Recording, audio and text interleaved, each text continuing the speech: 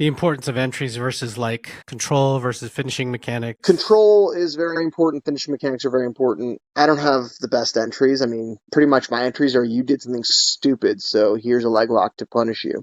I got to learn from Josh LeDuc a little bit, and he taught me quite a bit. And I did some of his Zapatero shit and had to actually use it in competition at work. Got to compete against Joe Bays a couple of times. Got to actually see what was what. Learning from Quentin Rosenzweig. Learning from Dante. Dante's very knowledgeable about legs. He has really educated himself.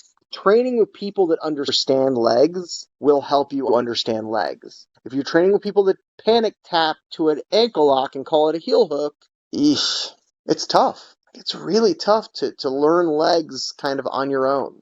There are people who have done it. Allegedly, Craig Jones did it by watching Danaher's students compete. That's what I've heard said. Now I can watch video and learn from it. But back then, if I saw a video explaining leg locks, I didn't understand what I was seeing. And I remember one time, and it was caught on video. It was posted on Jiu-Jitsu Times' page. I rolled with Tom DeBlass for 20 minutes. And this was at a seminar. It was cool. And when we were rolling, he kept catching me in these outside heels. I was like, whoa.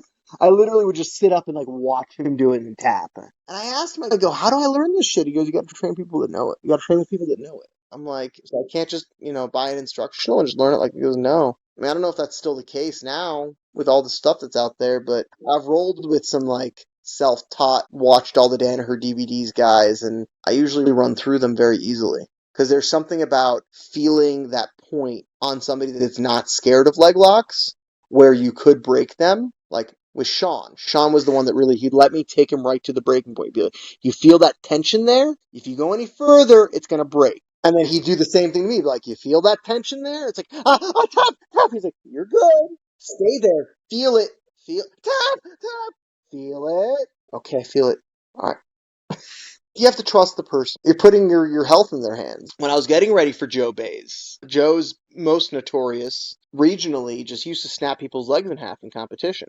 Literally. This happened on multiple occasions. He's not happy about it at all that this happened. He used to cry. According to him, he used to cry about it afterwards. But when I was getting ready for him, I'm like, okay, how do I prepare for somebody whose finishing mechanics are so strong that he can break my leg in half? So I went to Marcus, who I thought was the best ankle locker that I knew at the time. So I had Marcus put me in his Achilles lock, and I'd be panic scream tapping before he even got his grip on. Over time, I developed a tolerance to it to where now he can put it on and it'll, start to bend my shin in half before I really have to tap. But then when Joe got on my ankle, I was like, I felt this before.